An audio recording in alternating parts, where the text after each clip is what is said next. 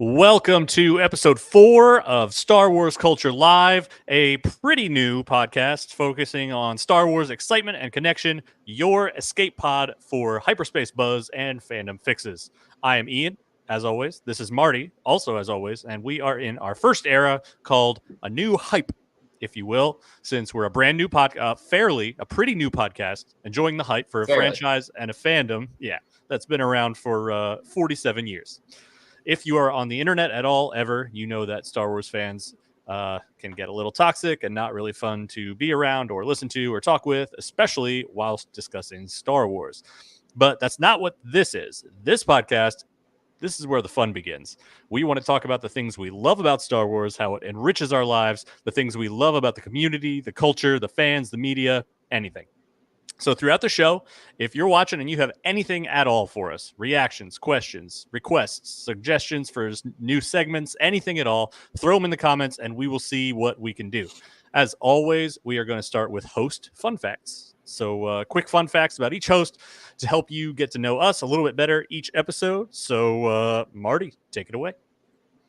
Okay, this one was a little tough on deciding, but I think today I'll say a fun fact is I like to think I'm fairly good at impressions, and what I mean is like I do impressions in the car on my way to work, but I do a fairly good Yoda. I do a very good announcer from like the Clone Wars, and then non-Star Wars, I think Gollum. I'll have to go Gollum. I'm pretty sure you can't just drop that bomb on us and then not show us at least one of those characters. I think you got to do one of them. Okay. Let's see. I'll do Yoda. I'm gonna see if I'm gonna get a little close to the mic because that way it sounds crisp. I'm ready. We're ready. Luminous beings are we, not this crude matter. I don't know what I guess I just had little faith, but that just blew my mind. That was way better than I expected. Whenever I hear somebody doing or whenever somebody's like, "Oh, I can do a really good Chewbacca," I'm always like, "Yeah, okay, that was awesome." I don't even, I don't. All right, my fun fact is way less entertaining than that.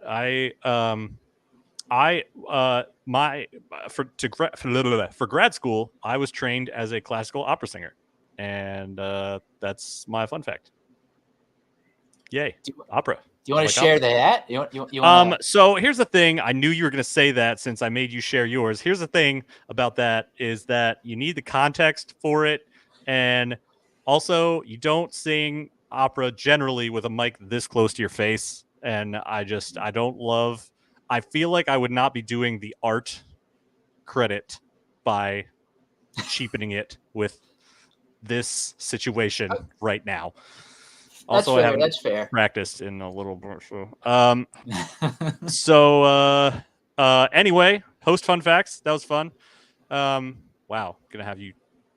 We're gonna talk about impressions and hiring you for stuff. Anyway, we're gonna move to our news segment, HoloNet News. There is one pretty solemn piece of news that happened this week, and that is the voice of Darth Vader, James Earl Jones, sadly has passed away.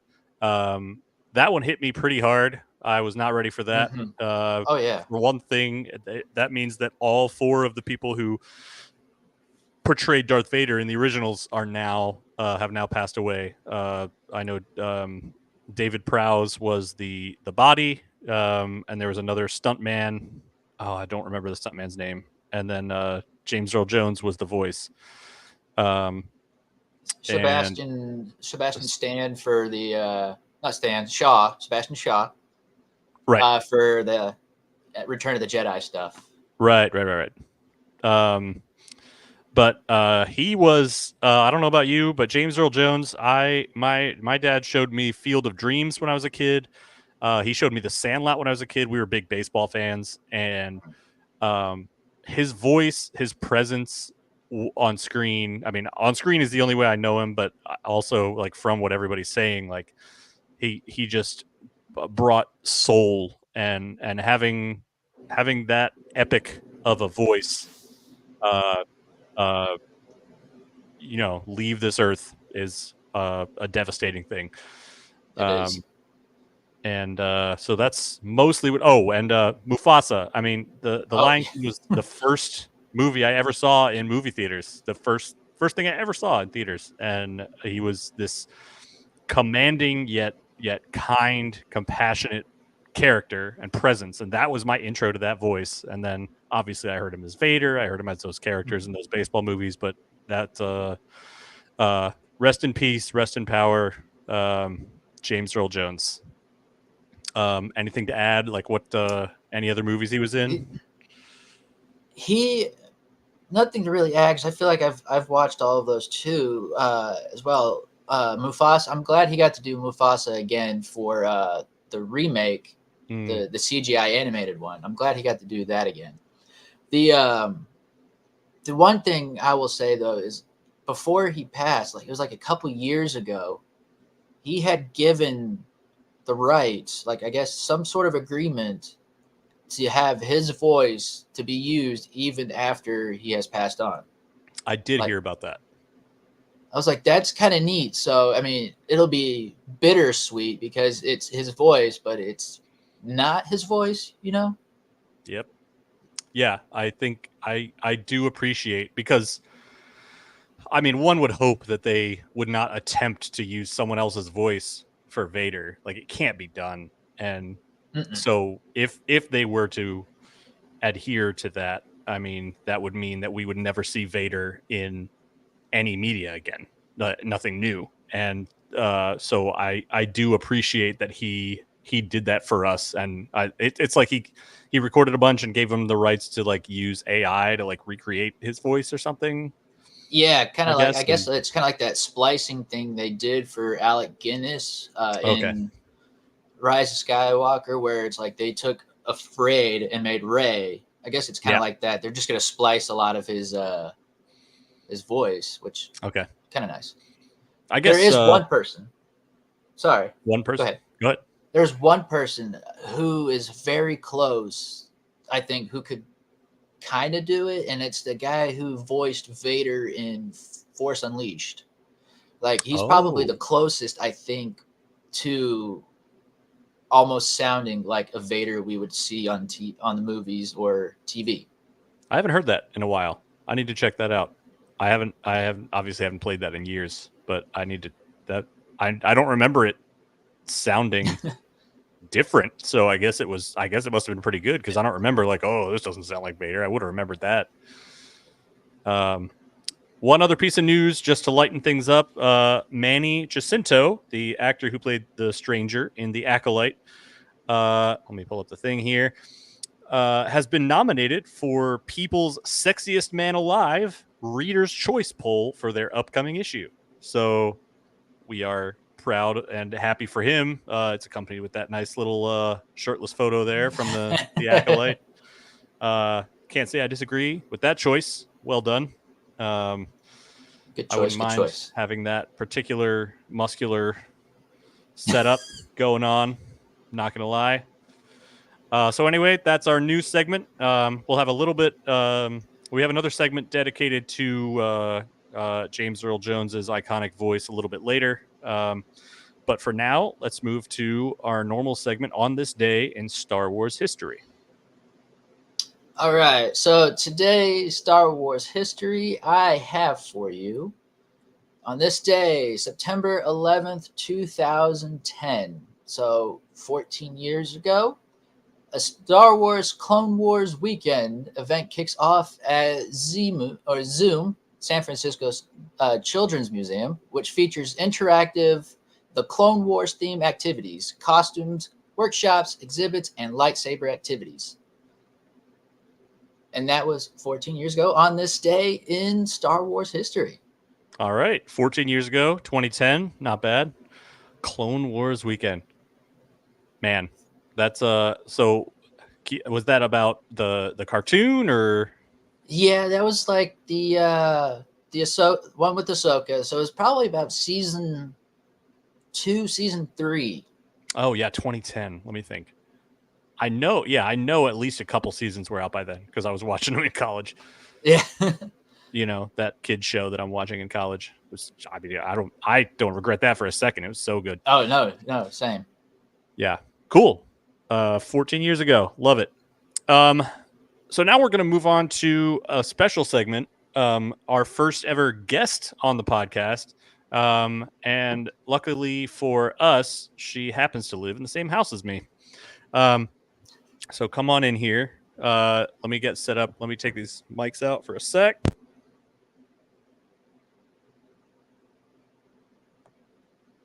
All right. Can you hear me? Can you hear us? Loud and clear. All right. Come this way. So this is a new segment that we're trying out. It's called it's a fashion segment, and we're gonna do a top 5 fashion situation with Ahsoka, and that's the name of our special guest, spelled clever down there, as you can see. And so she may or may not be my stepdaughter, but she's we're gonna do what we're gonna do here is we're gonna do top 5 Padmé Amidala outfits. So we have looked at a bunch of Padmé Amidala's outfits in the prequel movies, and we are going to. And she narrowed it down. We tried to do 5, but she narrowed it down to 6 of her top 6 outfits that Padmé wears in the series. So we are going to go through those now. What's top 5? Like, there's 6. Oh yeah, okay. So it's still top 5, and there's a tie for the bottom, tie for the 5th place.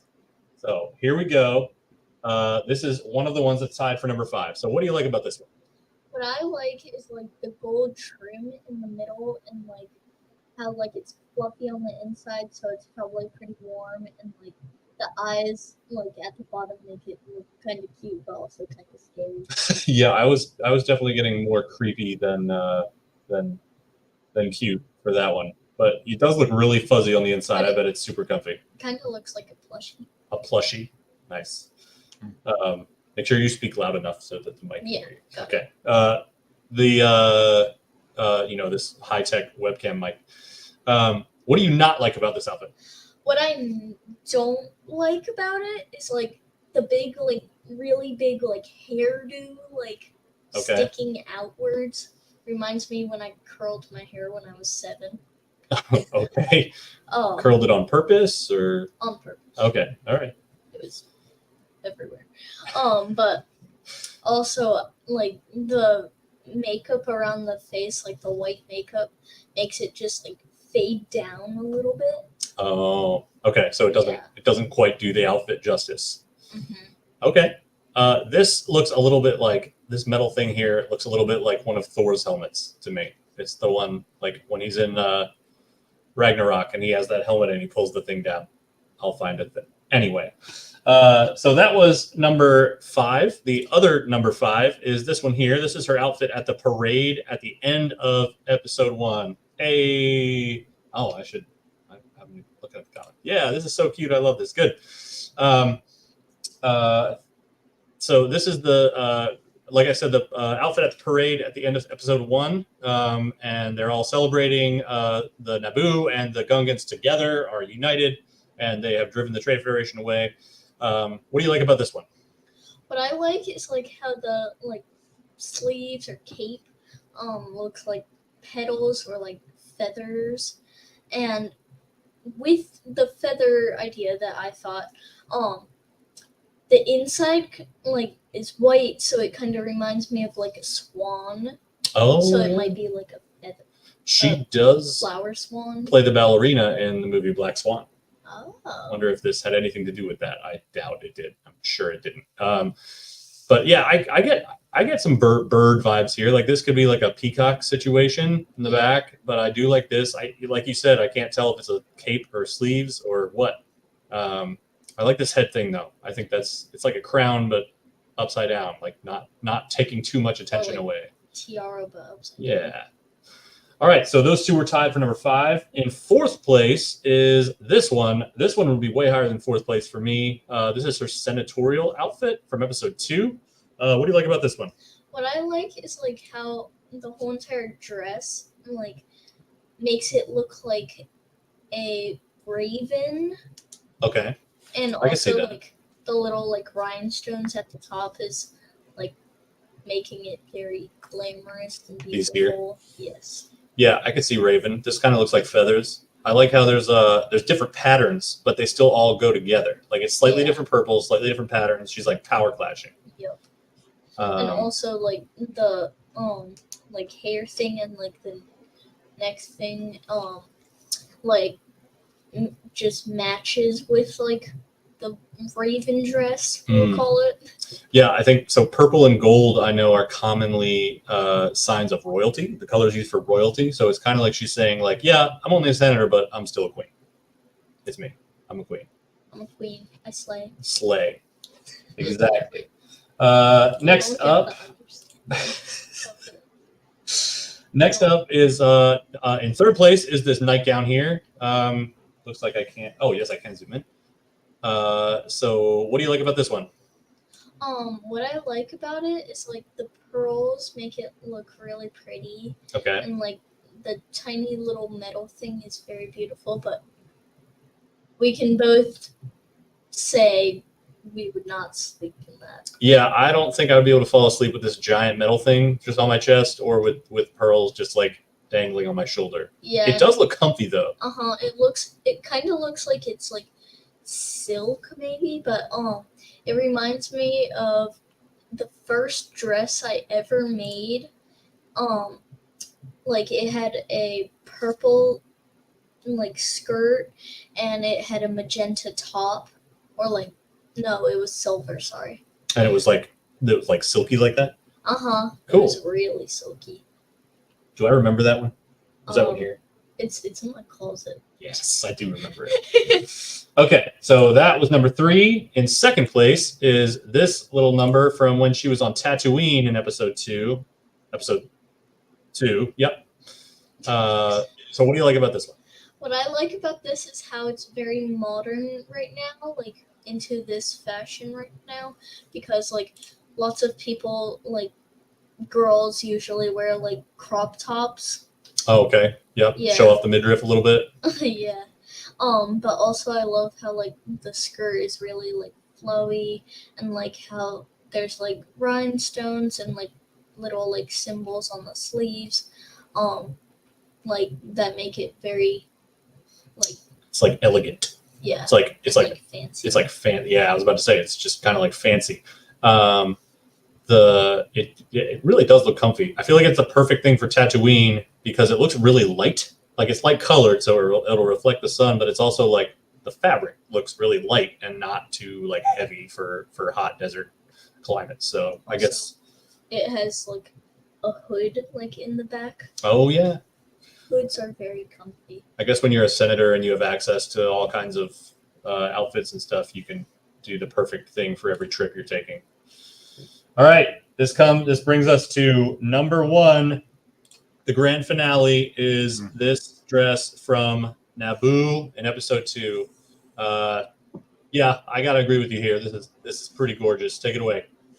What I love about this is like the stitching is like perfect around like the arms. Okay. And like this thing here. Yeah.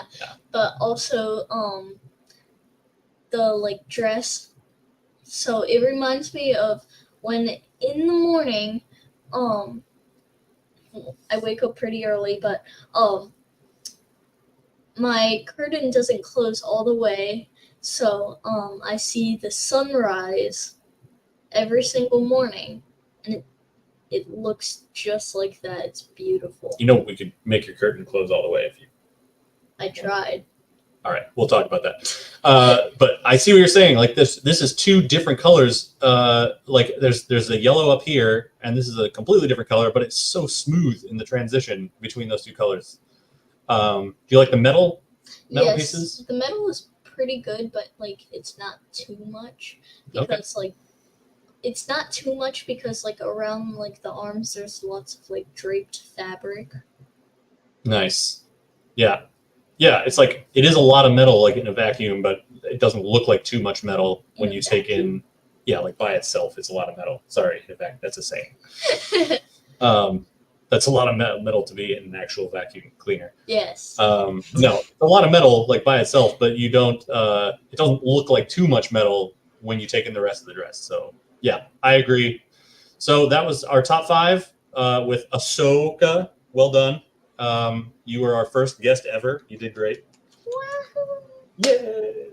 All right, we're going to move on to our next segment here. And Marty, take it away. All right. So, as we had stated before at the top of the show, we were talking about James Earl Jones. We actually have another segment to continue the top trends. We actually both came up with 3 top Darth Vader quotes. And Vader, there's a lot to choose from us. This was kind of a little tough, but I think we've narrowed it down to ones that we'd enjoyed. We've taken them not just from, I would say, the movies and stuff. I think there's maybe one from the comic book. Ian, I'm not sure if I'm mistaken. Yep, that is correct. I hope you can hear me. Yep, all good. Yeah, great. So cool. Yeah, so do you want to go first on yours? It doesn't matter who goes first. Yeah. You talk first. I talk first. So yeah, I can do mine first. The first one I have, this is instantly what I thought of when I knew we were doing this. Is this one from Rogue One?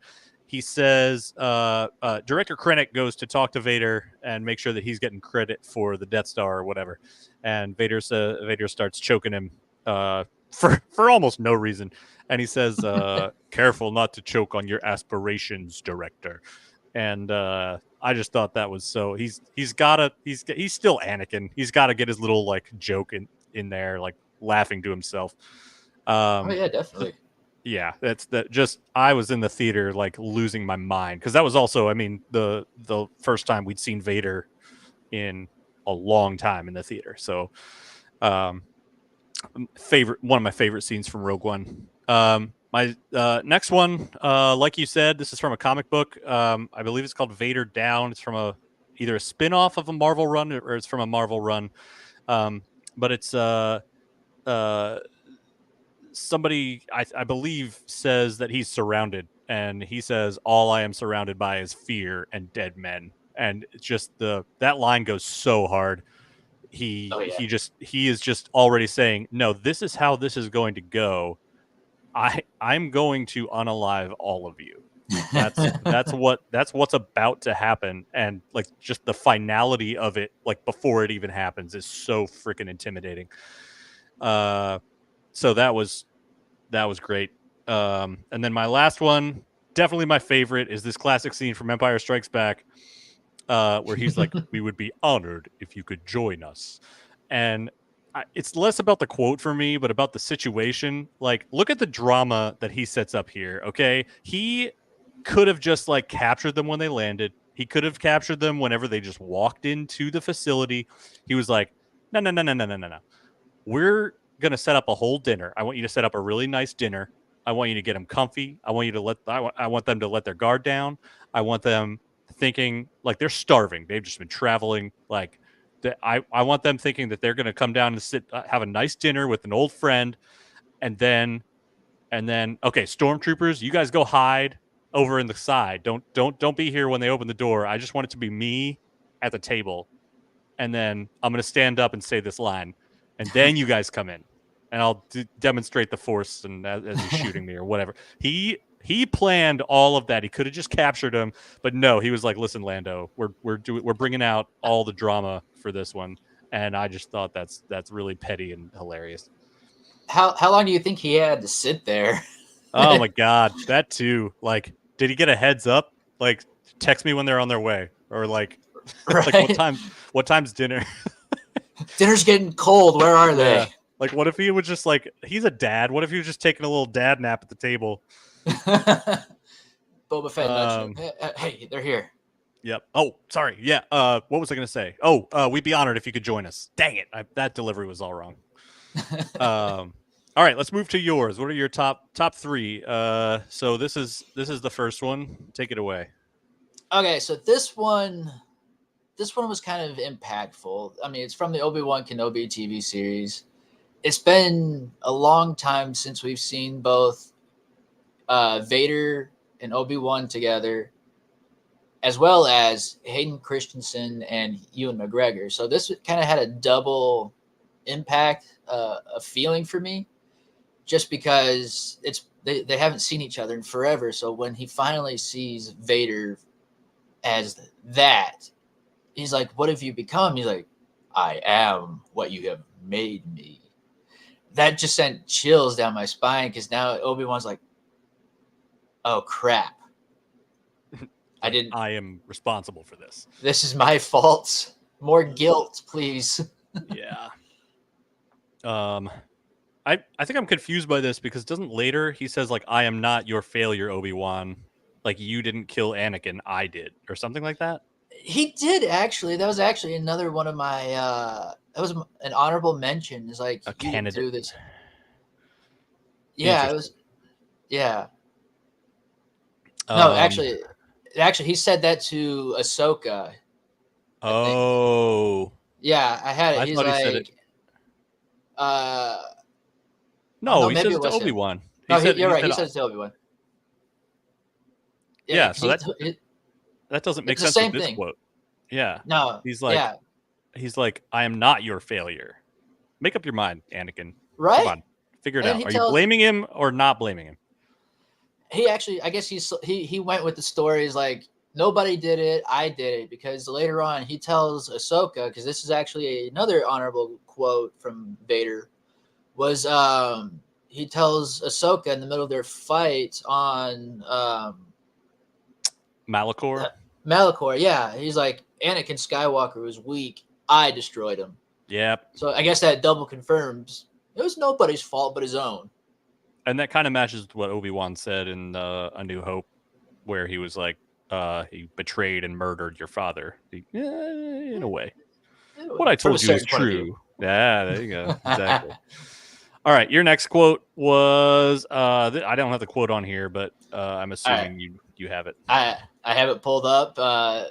This is when the Death Star was fully operational. They're getting ready to test it out.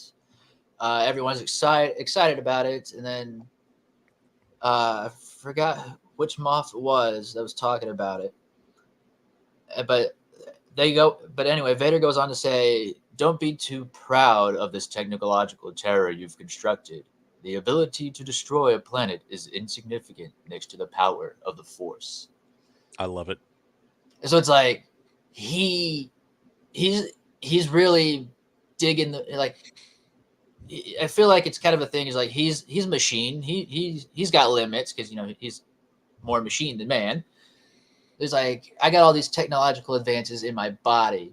The Force is more powerful still. The Force is everywhere. The Force can do anything. And I feel like I use the second part of that quote, where it's like, blah blah blah is insignificant to the power of the Force. You could insert anything into that, and I just feel like it's kind of fun to say.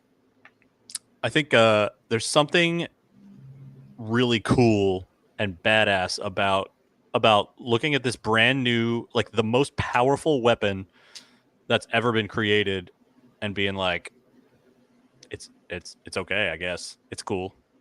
Like, I have the Force. He's just like that. The ability, this monstrosity that you've created that is more powerful than anything the galaxy has ever seen, is insignificant compared to the power that I have. And he just like drops that in a meeting. And there's something really badass about that. And then your last one was classic Empire Strikes Back. I say this one had to make the list somehow, either between me or you. This one had to make it. Everyone Agreed. says it to this day. Is like, I'm altering the deal. Pray I don't alter it any further. I mean, I use it still. Even when I don't say it out loud, I think it in my head when things change. Like, I feel like I could say that to the kids. Yeah, there you go. As a dad, that's perfectly fine for you to say that. All right, so that about wraps up our each of our top 3 Darth Vader quotes. Again, James Earl Jones, a legend. The character, the franchise would not be the same without him in many ways, and that's just our little offering in as a tribute to a great man and a great career. Moving on here to our next segment is another discussion. So last week we talked about kind of a what if scenario of what if Qui-Gon had defeated Maul and had survived survived on Naboo. So this week we're gonna go a little darker and go with what if Anakin had defeated Obi-Wan on their legendary duel on Mustafar, that lava planet. So I'm gonna pull up a really fun image of that. I didn't think about that. But why don't you set the scene? Take it away for now, and I'll pull up a fun image. All right, so let's set the scene. Let's go back 2005 when Revenge of the Sith came out. Everyone was excited to see the confrontation between Anakin and Obi-Wan. You get to that very climax moment, and the Obi-Wan brings up the most famous line, "It's over, Anakin. I have the high ground." He's like, and then Anakin jumps, and then gets basically chopped into a few pieces. He survives, but what if Anakin had flipped over and made it, was able to finish the job, and Obi-Wan happened to be unalived? I kind of got that idea. Yeah, I kind of got that idea from the What If from last week, and I was also thinking about the Revenge of the Sith video game as well, from our previous top three. Where we're discussing that. Revenge of the Sith, the video game, was actually a honorable mention. I wish I put that on the list. But after you complete the campaign, there's a alternate ending where you play as Anakin instead of Obi-Wan. And that's how that came to be, how I kind of got this question, because Anakin flips over and then stabs Obi-Wan and then just kind of kicks him down that hill and just walks off. That hurts me to think about. I know. It was like, wait, what? And then he meets Emperor Palpatine there on Mustafar. Instead of being carried off, they meet at the facility. He is handed another lightsaber, a red lightsaber, from Palpatine. He's like, "Here's your new weapon." And then Anakin looks at it, turns it on, does a little trick, and then just stabs the Emperor. And he's like, "Now this is my galaxy."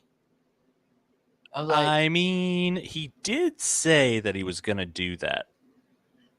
He was saying he and Padme could rule together. I can overthrow him. Interesting. He caught him off guard too, right there. Yeah. All right. So yeah, that kind of sticks it in a couple different directions. So I think let's say he doesn't kill the Emperor right away. So he beats Obi-Wan. Probably grieves a little bit, like, I don't know, maybe not. I guess he was pretty mad. It kind of took him over at that point, didn't it? Mm-hmm. So he beats Obi-Wan. Obi-Wan's gone. It still hurts to even just say that, but Obi-Wan's gone. And he meets the Emperor, and he's like, "I have done it, Master." So he wouldn't kill the Emperor yet, just then, because he still thinks that Padme's going to die in childbirth. And only the Emperor has the power to save her. So he basically would be like, I don't know, shit, like, Padme's over here, and we gotta go have we gotta make sure these babies are born and she's okay. And he wouldn't need any of the armor, the Vader armor, which means Palpatine wouldn't be able to manipulate him with it. Like, that thing about how the armor, like, causes him pain and keeps the anger flowing. So he wouldn't have that. But the kids would be born under complete control of either the Emperor or Darkside Anakin.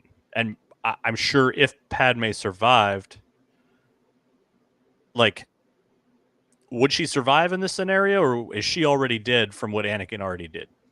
I feel like she would have died regardless, just because she was force choked, right? I feel like either scenario, I don't. She ain't making it out past childbirth, regardless. Isn't there a thing? Isn't there like a theory that maybe Palpatine like was sapping her life force or something? Yeah, there's that theory too. I don't But remember how canonized that is, or I just remember hearing it somewhere. But if he somehow secretly did, I mean, he's still more powerful than Anakin for sure at this point, and I feel like he could maybe sneakily sap her life force away in a way that made it seem like is not his fault. right, I feel like maybe if this is a scenario where she's still alive, what if Palpatine's slowly draining the life force out of her, just so that way he can keep Anakin's like, oh no, you're still not ready to make her well again. She's still needing. You still need more training for that. You're not ready, but she's slowly fading, just to get him to stay. So it's his fail. So Palpatine makes it seem like it's Anakin's failure, not Palpatine's failure. Right. Even though Palpatine could just like save her. Yeah. Yes. Yeah. So dark It's and like, manipulative. I mean, that's why he's the emperor. Yep, that's what he does. Okay, so these kids would be born, and I mean their dad's there, but their dad is grieving.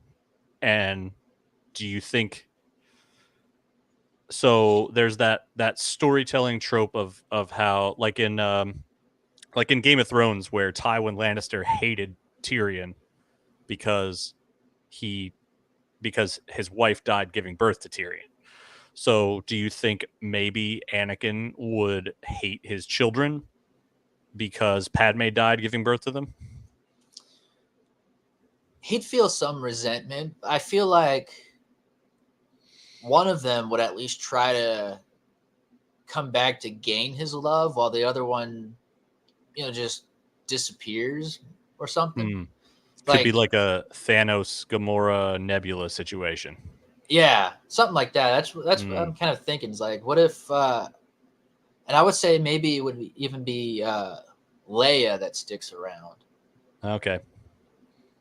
Yeah, and then Luke just hightails because there would be no love in that. Like Leia was surrounded by love and everything growing up, and I mean she was feisty and had strength right from the get-go, so I'm sure she would still have that, but without being surrounded by Bail Organa and his family and the love there, I would think she would become very powerful.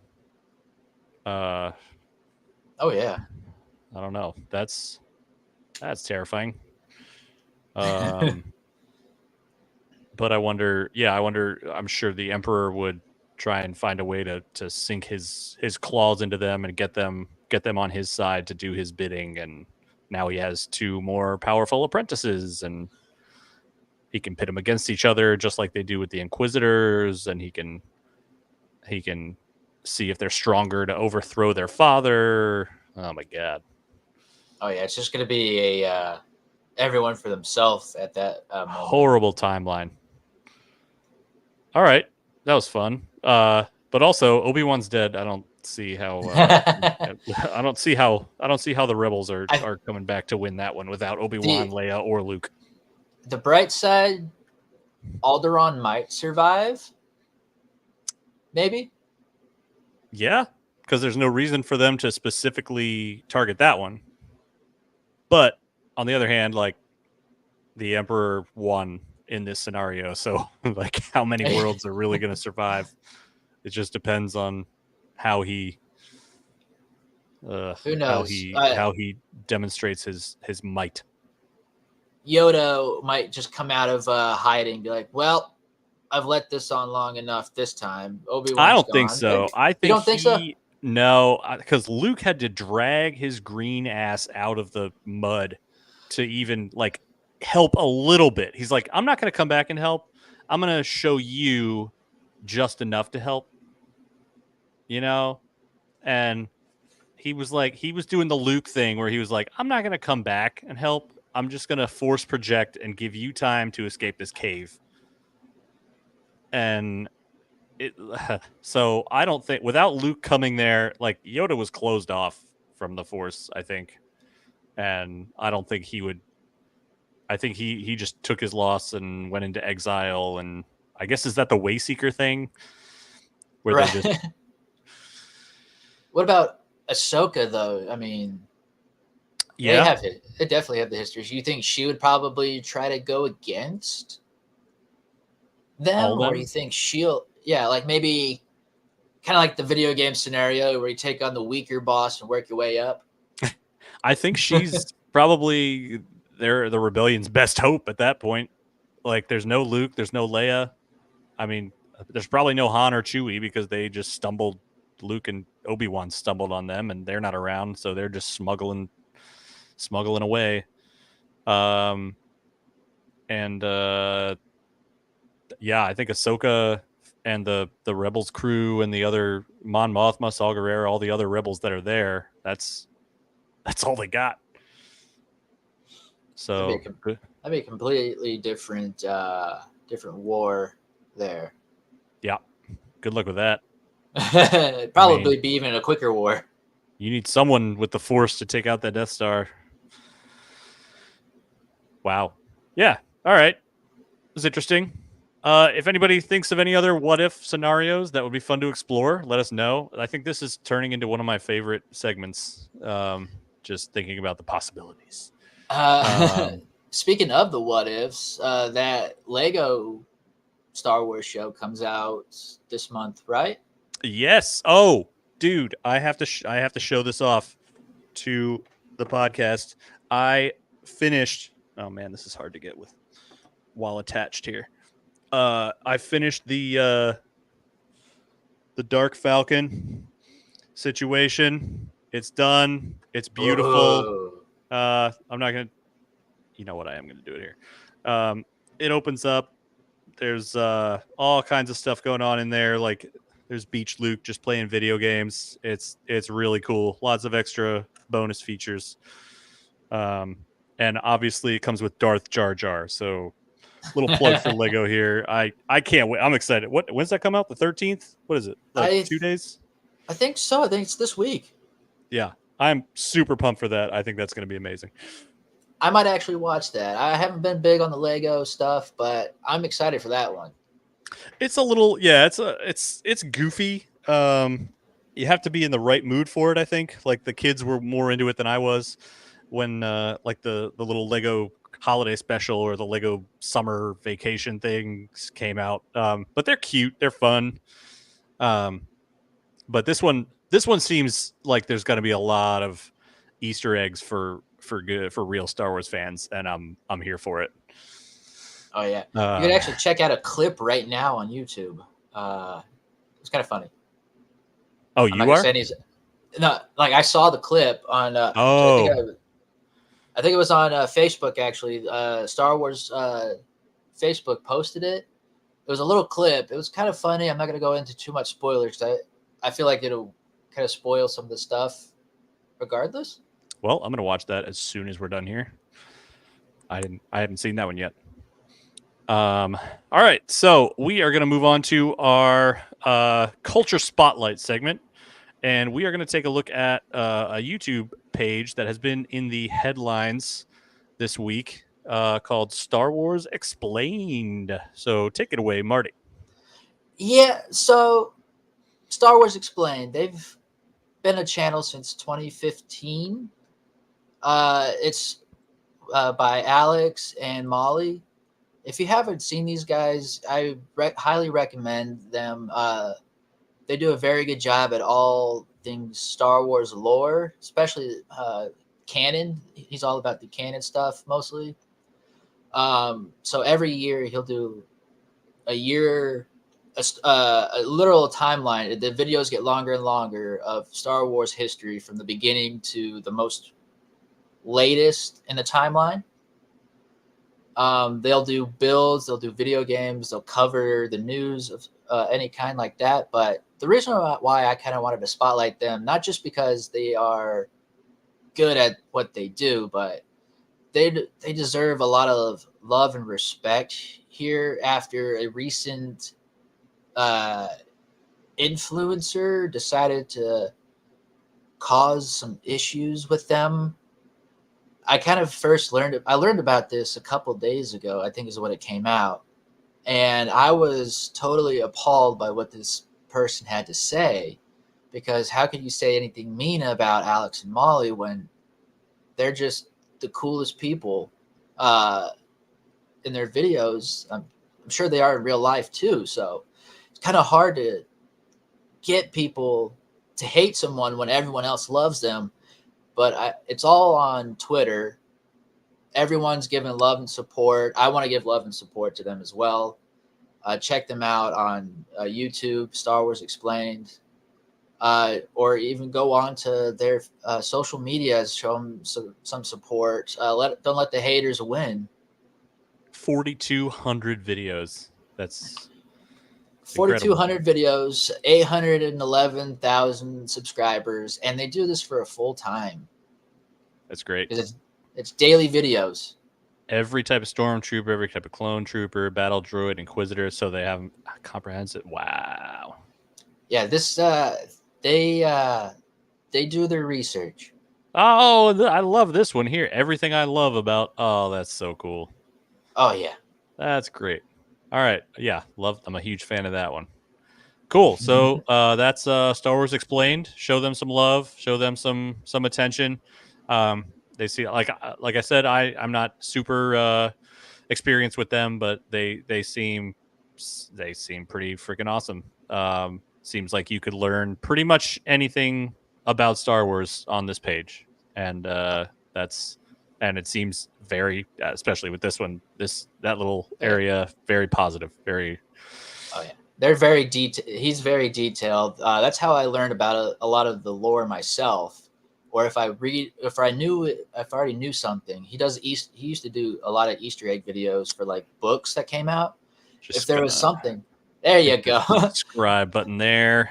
If there was a video, like a book I read, and there was something that caught my attention, I'd wait for his Easter egg video to come out, and he's like, "Oh yeah, you would have known this from a book or a comic 3-4 years ago, or however long ago." And so it's kind of coming back to that. He's very detailed on everything. Well, lore masters here. They're all definitely the lore masters. That's great. All right, so Star Wars Explained. Show them some love. Give them a follow or subscribe, like I just finally did. With that, we're gonna move on to our final segment of every show, which is Star Wars trivia. So, Marty, take it away. All right, give me just a second to pull this up. I have yet to go 5 for 5 on the Star Wars trivia. I've gotten 4 every single time. I thought I had it last week, but I was wrong when the answers popped up. It was quite shameful. Let's do this. I'm ready. All right, so this one I have dedicated to your stepdaughter segment, Padmé. Yes. So all 5 questions are Padmé related. Oh, snap. I'm ready. Let's do this. There was a Padmé one last week, I think. And there was one question about Padmé, yes. And then when you mentioned that she was going to do the Padmé outfits, I had to go all Padmé questions this time around. Fantastic. I'm ready. I know the prequels. So before we begin, everyone is welcome to play along. You could put your answers in the comment sections. If you want to play fair, try not to cheat and look at people's answers, but you're free to post as soon as you get the questions. Honor system. You can you know if you got it right or wrong, or if you knew it. But feel free to post Feel free to post your answers in the comments, your guesses, and let us know how you did. And you can do it as each question goes. You don't have to wait till the end. Oh, right. Yes. Yeah, because we had somebody Someone last did that week. last time. Yep. No, you can type them right away, and you don't have to do all 5 at the end. All right, so I added animation this time. First question. After serving her 2 terms as queen, who served as her successor? Is it A, Jamala, B, Newtini, C, Rayolata, or D, Dalne? Some of these names were really hard to pronounce. I am already not confident, so I have a guess, but by the way, they're not just from the movies and stuff like that. I had to go deep source into books and great. I'm sure this is gonna be fine. It's fine. We're all fine. Everything's fine. We're all fine here now. How are you? Question number 2. Who was Padmé's head of security during her reign as queen? Was it A, Quarsh Panaka, B, Gregor Typho, C, Marek Panaka, or D, Ruse Tarpals? Okay, well, I narrowed it down to 2. Because I didn't know his first name. C is Mariak. My apologies. C is Mariak Panaka.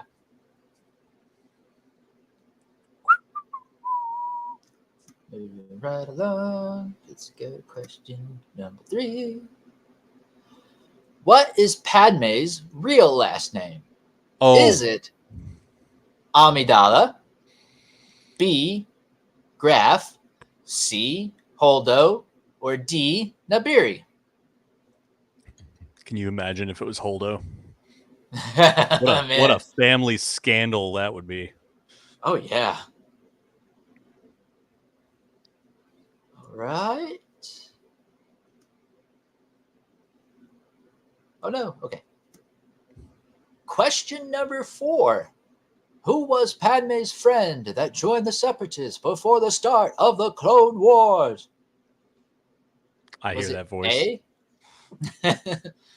Was it A, Mina Bonteri, B, Pun Rimbaud, C, Avi Singh, or D, Beck Lawwise? I know this one. I know this one. So I feel like I had to make something a little, hopefully easy for people. Easy if you watch the Clone Wars. Right. Yeah, right. For sure. All right. And then our final question. While attending the Alderaan Refugee Conference, who tried to assassinate Padmé? Was it A, Cad Bane, B, Aura Singh, C, Embo, or D, Lot Razi? I love Embo so much. I feel like he was a breakout bounty hunter in that series. Yep. I love how he used his hat as both Captain America's shield and a hat. And as a sled, I think. Yeah, I think you're right. I think that's I'm going to get me one of those hats now. That's a resourceful dude right there. All right. I think I got all 5. I will soon see when you bring up the answer page, but I think I got them. I think I finally got 5 out of 5. All right. I Trivia Jedi Master. Hope the people playing along have also gotten all, if not most of these questions correct. And here are the answers.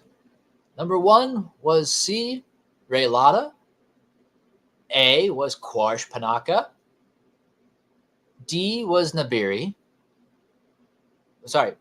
3 was D, Nabiri. 4 was A, Mina Bonteri. And 5 was B, Aura Singh. I did not know the successor's name. I thought it was Jamila. Yeah, she.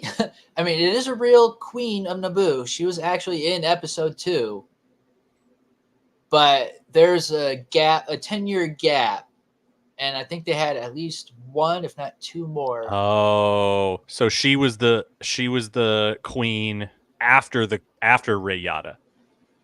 Ray Liotta, yeah, she was the queen after. Well done. So you put that in there as a distractor. Oh yeah, yes. Well done. You got me. You got me so bad. 4. I got 4, just like always. Marty. One of these days. I am an embarrassed Star Wars podcast host. I'm not even getting 5 out of 5 on our own trivia segment. Whatever. All right. Let me know how many you got right. Throw it in the comments. 5 is Jedi Master, Jedi Trivia Master. I guess I should make up ranks for the others too. I feel like one we is should. This, 2 is... All right. We'll have that for next time. We can do clone ranks or Jedi ranks or I don't know. Are there Sith ranks? Anyway, that is our show. If we hope you enjoy what we're doing here.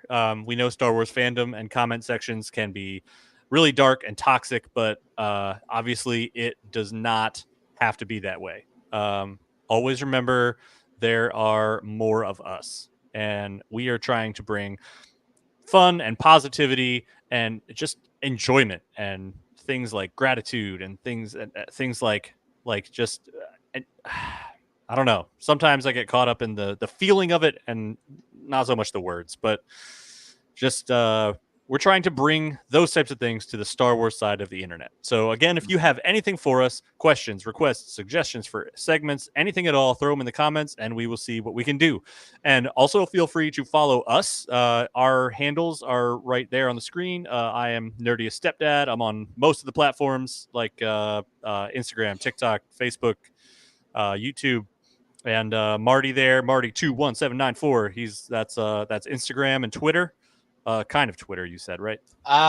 Twitter's my first last name, kind of put together. Marty Ingleston. Nice. Martin Ingleston. Sorry. Yep. Yeah. No, it's all good. I'm everywhere, everything. You know. He's omniscient. But join us again next week, 7 p.m. Eastern, to celebrate the best of Star Wars culture. We will see you next time.